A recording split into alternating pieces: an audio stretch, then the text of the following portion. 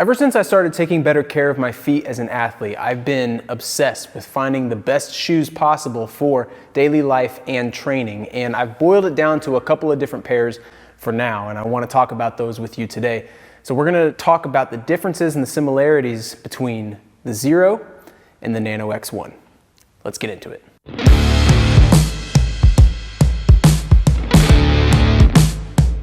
What's up, team? Welcome back to the channel. If you're new here, a lot of the times I do videos on movement tips and health education, but I also do fitness gear reviews just like this video. So if that stuff interests you, please consider subscribing to the channel. And if you like today's video, please smash that like button.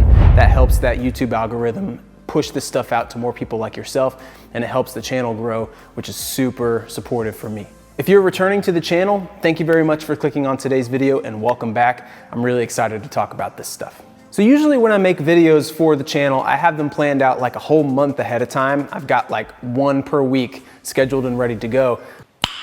Nice. For some reason, this month was a little weird and I've sort of lost track of things that I wanted to do videos on and was feeling some sort of video block. And this morning I was just sitting around thinking about what I'd like to talk about and realized that I had my Xero shoes on my feet and my Nanos in my gym bag and was like, let's talk about that. Let's compare the training shoe with my everyday shoe and see where the similarities are and see where the differences are and what are the best use cases for each of them and why do I use them personally. If you've been following my content for a little while, you know that I have made a huge shift in how I approach footwear and taking care of my feet. I've made the switch to wearing toe socks more than regular socks.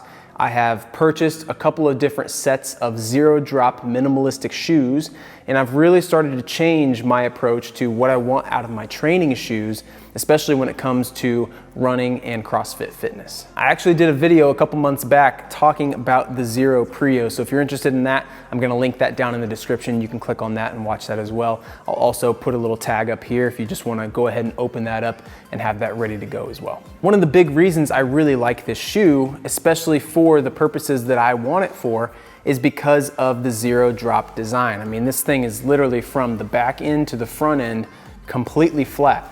And for me, that fits the lifestyle that I want right now. I don't want to have an elevated heel. I don't want anything like a 4 or 5 or 6 millimeter drop to the front.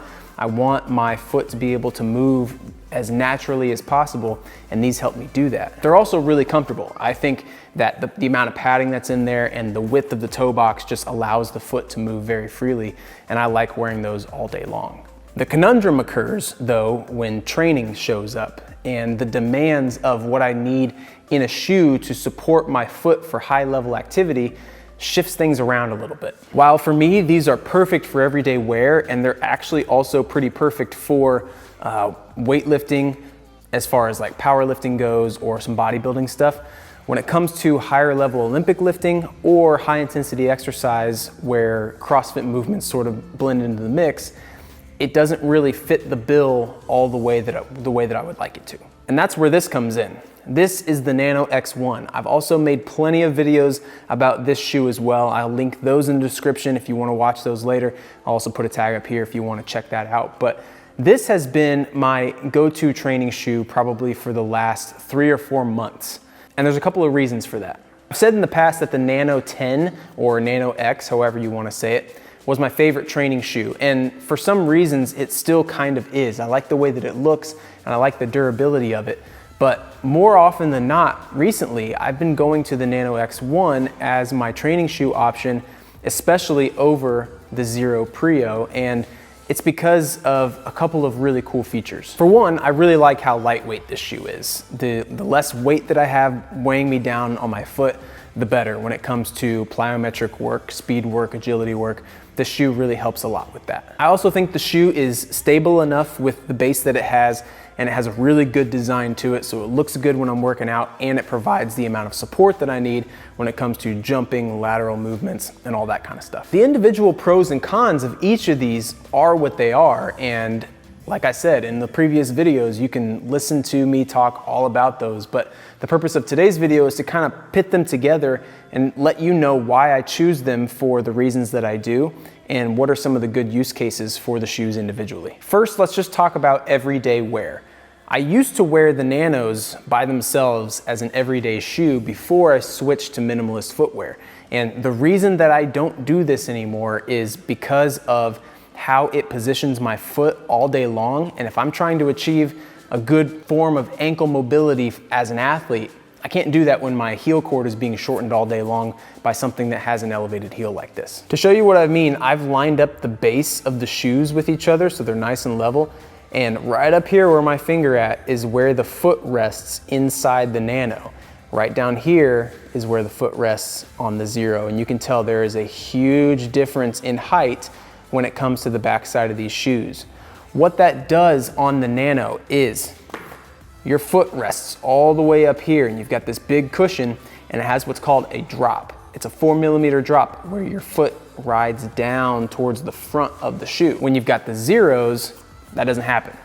You're flat here all the way to the front, and that gives your foot as much mobility as possible when you're putting your knees over your toes or you're taking steps when you're walking. In everyday life, that's what I'm looking for. I want to have that close to the ground, natural, minimalistic feel as much as possible, and I can't get that when I'm wearing my training shoes all day. Aside from function, style-wise, for everyday wear, they're both really, really good.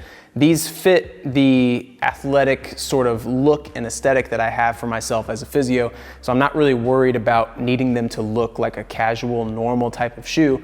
I want something to look sporty, and both of these do a really good job of fitting that category. Traction-wise, both of the shoes have a pretty good tread pattern. Very grippy and nice for outside if you're going on rocks or gravel, or if you're just walking around on concrete. Has really good traction on these shoes. Last but not least, as an everyday wear or just as a fit in general, they both have a relatively decent wide toe box. The Xero shoe actually has a wider toe box than the X1 looks like it does, especially if you were to flip them around on the bottom side. The bottom of this shoe kind of sticks out a little bit from the actual toe box itself. And the X1, I kind of noticed when I put my feet inside, sort of guides the big toe inwards just a tad. So I definitely feel like I have a lot more room in the Xeros, but for the training shoe aspect, it's really important for me to have as wide a toe box as possible, and the X1s do a pretty good job of that. As far as training goes, there's a very small use case that I'll use my Xeros for. And really what that is running on the Trueform runner, because I want to get as close to a minimalist sort of natural running feel as I can when I'm using that machine, and running on the Xeros is no problem at all.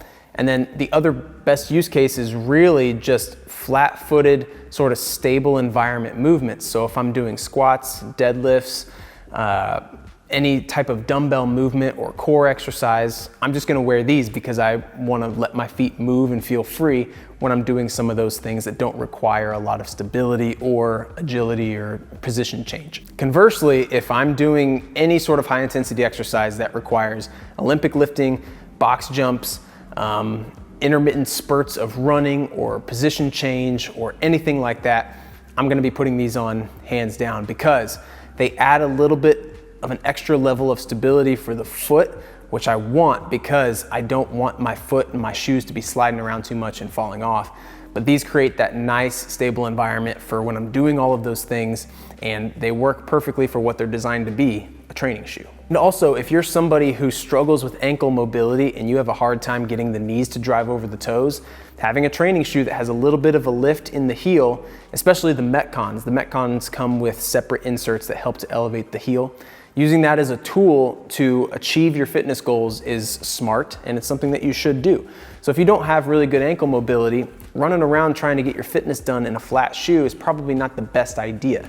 While I do personally think trying to get yourself wearing these all day long, when it comes to training, our goal is to try to minimize injuries and give ourselves the best opportunity to increase our fitness. And sometimes that means using the right kind of tools to get the job done. As we're talking about both of these shoes, if you're sitting there thinking to yourself, like, I don't have either of those and I have no idea why I would or wouldn't buy one versus the other, let me just try to simplify the whole concept of what this video is about for you.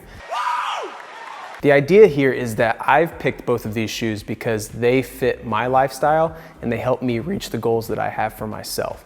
I like the Nano because it's a really good training shoe and I use that for training specifically. I like the Xero Prios because they're a fantastic everyday minimalist shoe, but they can also be used for small bursts of activity like running on the true form or just doing some lifting when I'm here at work or at the gym. I'm smart about when I use the shoes and what I use them for, but they fit very different portions of my lifestyle. What you choose as a training shoe may look a lot different from me, and also what you may choose as a minimalist shoe may look a lot different from me, and that's totally fine. The whole idea here is getting you to understand that sometimes there are differences in what your footwear can provide for you, and being cognizant of what those differences are is gonna help you in the long run. If any of you are interested in grabbing a pair of either the Xeros or the Nano X1s, I'll leave a couple links in the description for you to just quickly click on and find those and buy those if you wanna do that. Let me know in the comments what you thought of today's video, and if you're gonna buy a minimalist shoe, or if you have minimalist shoes, which ones are they? What do you like? What do you not like? I'm really interested to hear what you guys have to say. I'm constantly on the hunt for new footwear to try, so I'd love to hear your feedback on that. Thank you guys so much for watching today's video. I know it wasn't super in-depth as far as details behind each of the shoes individually, and for that I have different videos. I've already talked about that in the past, so if you want to watch those, just click on the links down in the description. But hopefully you enjoyed what we've presented so far, and hopefully you can understand where I'm coming from when it comes to this topic. I just want you to be the best that you can be, whether as an athlete or as a human in your everyday life. As always, guys, if you enjoyed today's video, please consider smashing that like button. It helps a ton.